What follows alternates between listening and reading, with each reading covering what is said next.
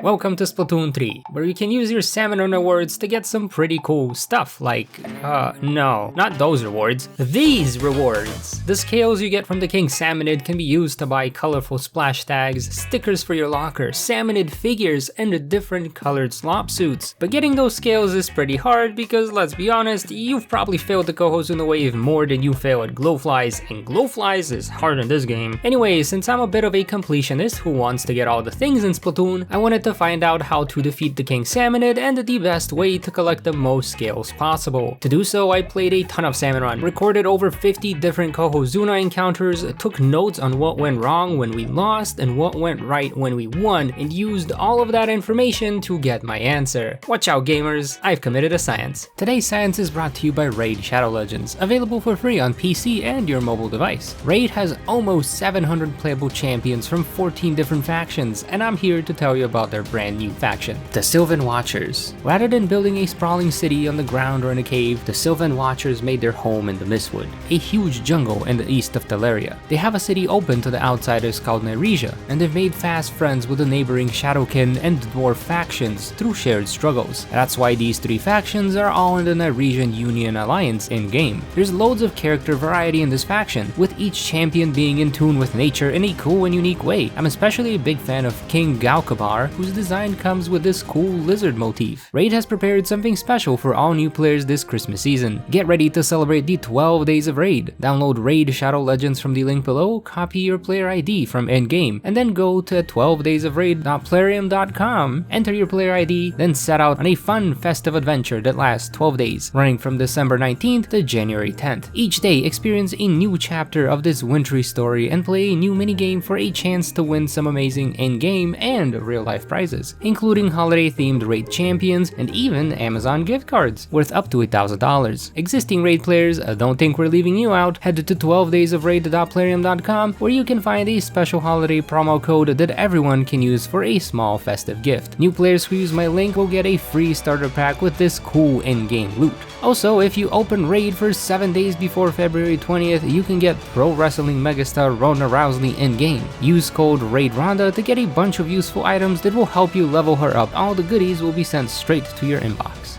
Thank you Raid Shadow Legends for sponsoring today's video. First up, the equipment you get. Every player will get one use of their special. It doesn't matter if you already used up both of your specials in the regular 3 waves or if you've saved both of them, you will get exactly one to use during the Cohozuna wave. So don't be afraid to use those up during the normal waves. In addition to the special, you will also get a golden egg cannon. This cannon lets you fire a golden egg at enemies, the same way you would toss a golden egg during a normal wave. A golden egg will do 800 points of damage to the target it hits. Also, it doesn't cost any ink to use. I repeat, the golden egg cannon does not use any ink. While most players use the golden eggs to deal big damage to the King Salmonid, they're also extremely effective against the other boss Salmonids that show up. The 800 damage attack will let you one-shot most of the bosses with ease, and the game even auto-targets for you, making it extra simple to take out steelheads, steel eels, and flyfish. Okay, they're not too easy, but it's better than nothing. There are a few bosses which have more than 800 HP. Those include Damaz, which you should be throwing a bomb at, the Drizzler with its 900 HP and it has the little thing you can shoot right back at it, and the Big Shot by the shore. Speaking of big shots, you can use their little launcher to send an egg near the center of the stage, just like during normal waves. But this is the only way to pass golden eggs during the extra wave. You cannot pass your golden eggs with a throw to a teammate. It just gets launched as if it's an attack, and then you've basically wasted a perfectly good egg. It's best to use 2 eggs on the Cohozuna and save 1 egg to take out a boss Salmonid.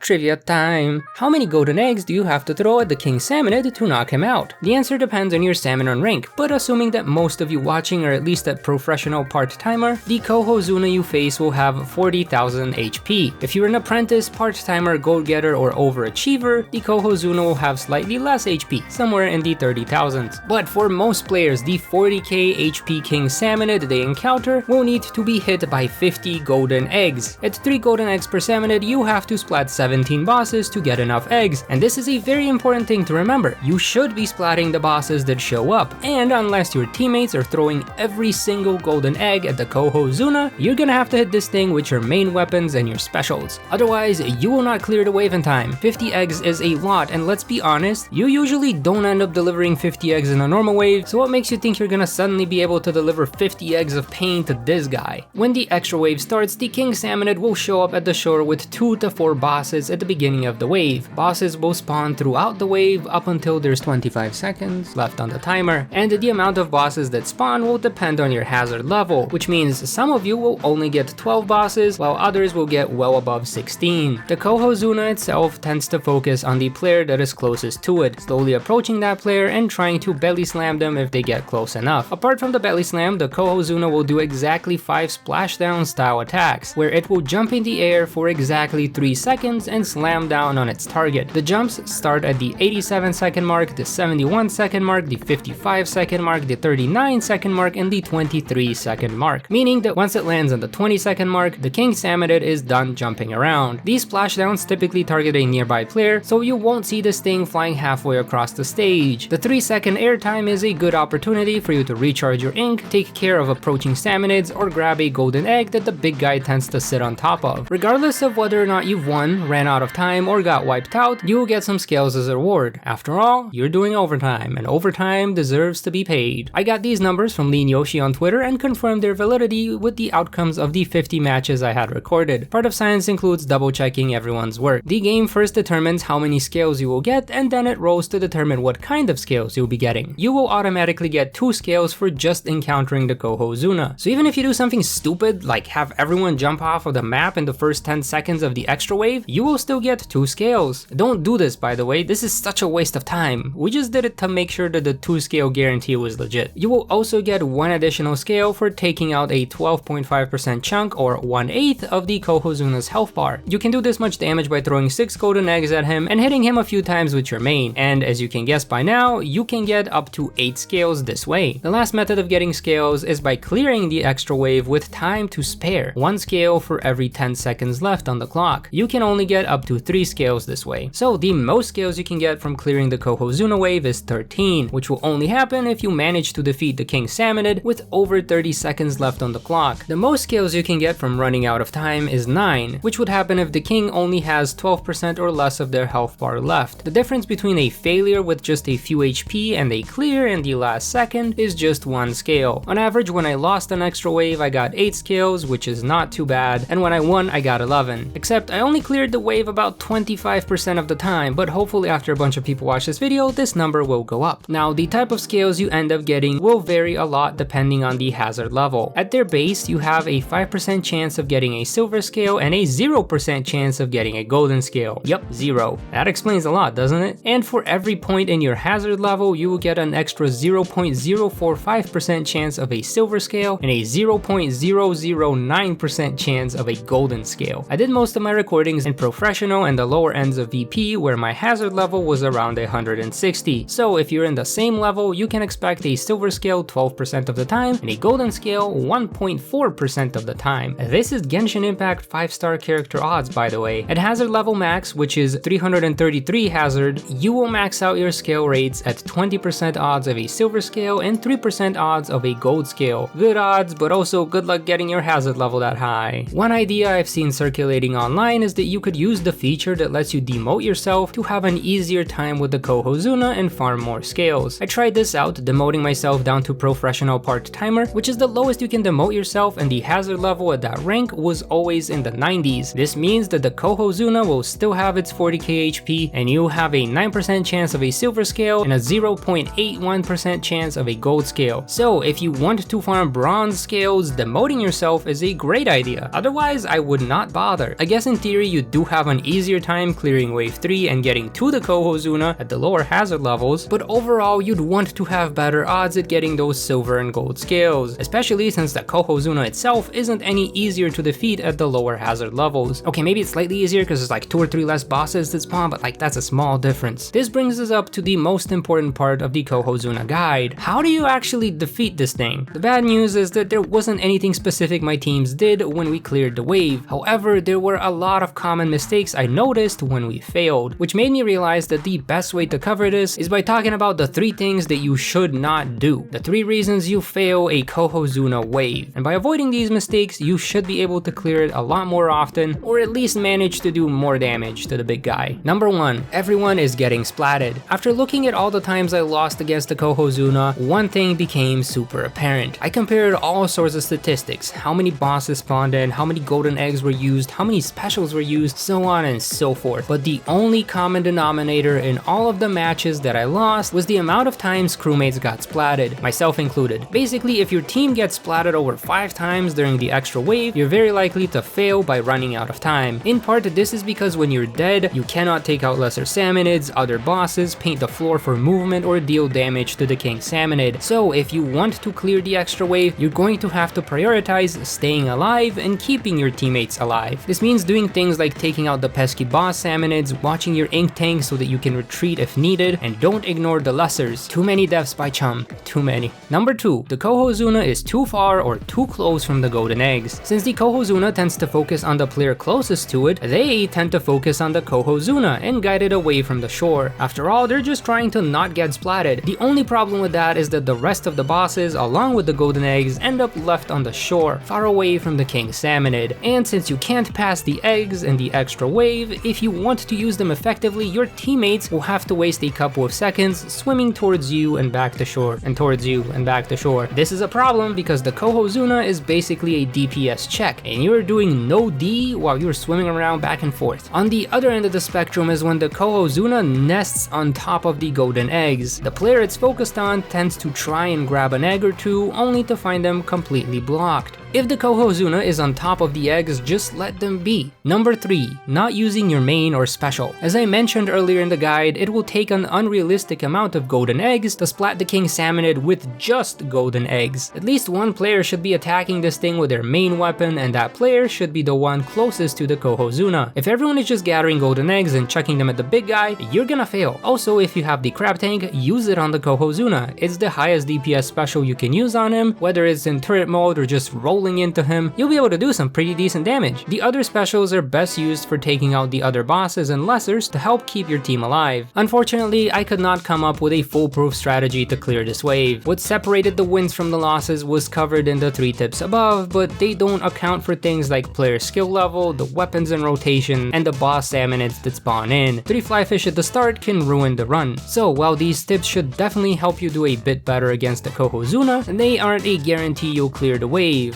After all, there is no simple trick to take down the king. If you found this information useful, please consider sharing this video, since the more people know about the pitfalls during the king salmonid wave, the better they'll be able to avoid them, and that should improve the Cohozuna experience for everyone. I think it should. Knowledge is power. We need as much power as we can get. I hope you found this guide useful. If there's anything I missed or there's any other tips you'd like to share, please post them in the comments below. Thanks for watching, and I'll see you around.